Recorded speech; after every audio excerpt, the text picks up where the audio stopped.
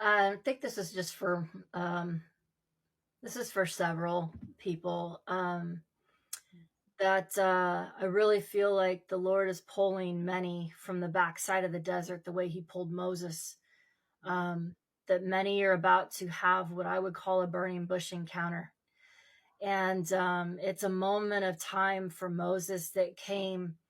He was perfectly content having his family, being on the backside of the desert, being a farmer, working for his father-in-law, yada yada, right? He ran out into the desert fearful.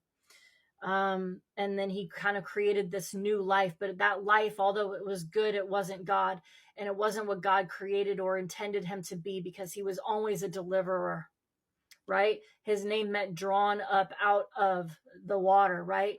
And so there's something that many have done on the backside of the desert, that the Lord is pulling you into this burning bush moment that will begin to shift and clarify the call on your life. There's something that the Lord has been doing at a rapid pace this past year, and that is to remove the identity crisis of his bride.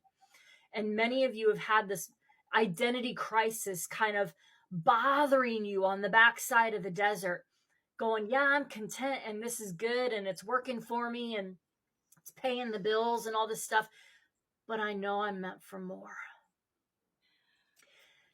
I know you're meant for more. And you're content, yes, but contentment and comfortability is not what God has called us to. And so there's this burning bush moment that you're being brought up to at the tail end of this transition moment of time. And it's where you're going to have to take your shoes off, because you're about to step onto holy ground.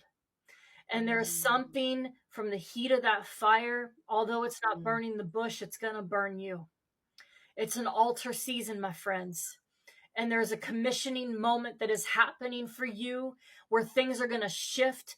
It's going to change. It's not going to look the same. And you're going to go, I'm going to go, oh, my knees are a knocking. I don't think I can do this, Lord. It's too big for me. Well, good. It's supposed to be too big for you. Because if you can't do it, that means God has to partner with you through it. And you've got to have this full reliance on God to step in to deliver his people. There are people that need to be seen. There are people that need to be spoken to by you, that only you can reach, that only your voice can speak to. And if you don't go, who will? So there's a moment of time, there's an invitation that you have got to say, yes, I'm going to step onto the holy ground. I'm going to build that altar. I'm going to let the Lord burn me. I'm going to let him do what he did to Isaiah at his commissioning. Take the coal and put it on my lips, Lord. It's going to burn.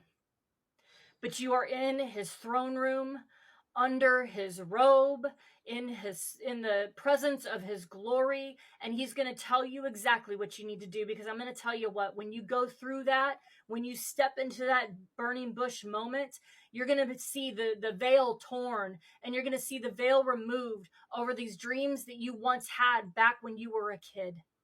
And you go, oh my gosh, I now remember that dream. I forgot I had that dream so long ago. You know why? Because life and the enemy and circumstances have tried to bury it.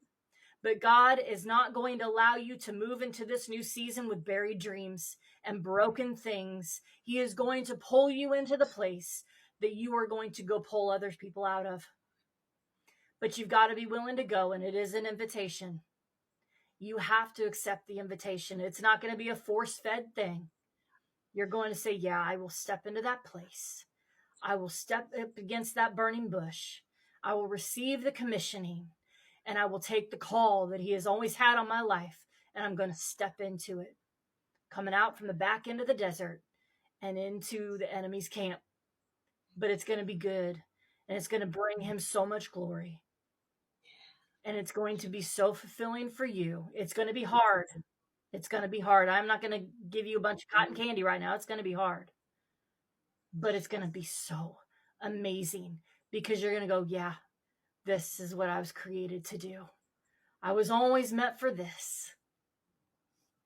I'm going to partner with the Lord and step into this moment right now. So I just bless everybody that was for. into that journey. And I cannot wait to see what he does through you.